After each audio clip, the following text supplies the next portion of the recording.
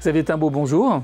Bonjour. Alors pour ces vœux 2019, vous qui êtes directeur de l'OFCE, enseignant à Sciences Po et à Centrale Supélec, d'abord j'ai envie de vous poser la question rituelle. Quel est selon vous l'événement qui, en cette année 2019, va impacter le plus l'économie ? Alors il y a un événement qui va être majeur en 2019 et qui tourne autour de l'Europe. Il y aura les élections européennes, il y a les tensions entre l'Europe et l'Italie avec la possibilité d'un Nitexit. Il y aura aussi le dénouement du Brexit, qui a quand même un certain nombre de répercussions sur l'Union européenne.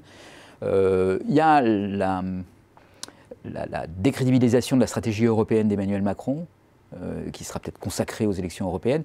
Tout ça va profondément modifier l'Europe et un certain nombre de tensions qu'on a pu croire oubliées peuvent ressurgir avec des conséquences économiques tout à fait nettes sur les pays européens, sur leurs finances publiques, sur les taux souverains payés par les États européens, sur d'éventuelles crises à la fois politiques mais aussi financières et donc finalement économiques qui pourraient réapparaître en Europe. Donc voilà, l'Europe sera dans une année difficile en 2019, très probablement. Et vous surveillez, j'ai bien entendu, la possibilité d'événements majeurs, y compris concernant l'Italie par exemple. Alors évidemment qui ont des probabilités faibles, et il ne s'agit pas d'être un oiseau de malheur, évidemment, mais on est effectivement, en tout cas, confronté à nouveau à la possibilité de ces scénarios et en quelque sorte à la remise sur la scène et sur le devant de l'actualité de possibilités de tels scénarios avec toutes les conséquences que ça peut avoir en termes de tensions sur les marchés financiers et de tensions sur les finances publiques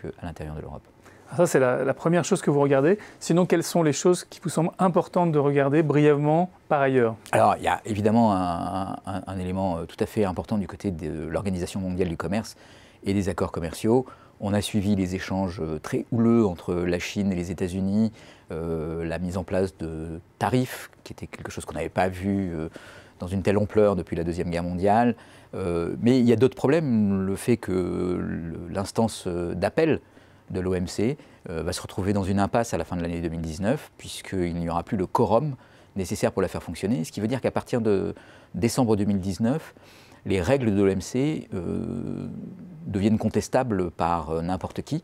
Et donc on peut avoir des scénarios à nouveau de guerre commerciale, puisque cet organe de résolution des conflits, l'OMC, va être paralysé dans son fonctionnement et qu'évidemment on voit mal la Chine ou les États-Unis entreprendre les négociations nécessaires pour sauver l'OMC. Donc une année qui, pour le commerce international, va être assez critique, 2019 aussi, et qui risque de nous faire basculer dans un autre monde. Donc énormément de risques, à la fois en Europe et à l'échelle de la planète. Et du coup, quel vœu est-ce que vous formulez pour que ça se résolve au mieux ? Le vœu qu'on peut formuler, c'est qu'on ne sombre pas dans le bilatéralisme, dans les stratégies individuelles dans lesquelles on défend ses intérêts à court terme, et qu'on reste dans une perspective d'appliquer la raison dans les relations internationales et de chercher à plutôt promouvoir la stabilité de ces relations internationales, parce que, en fait, fondamentalement, une économie globalisée, mondialisée, elle a besoin de relations internationales apaisées, et une économie globalisée avec des relations internationales houleuses, ça se passera nécessairement mal. Donc ce qu'il faut souhaiter, c'est qu'on conserve un filet de raison sur cette construction globale et mondiale. Xavier Timbaud, merci pour ces vœux et à vous aussi, excellente année 2019. Merci.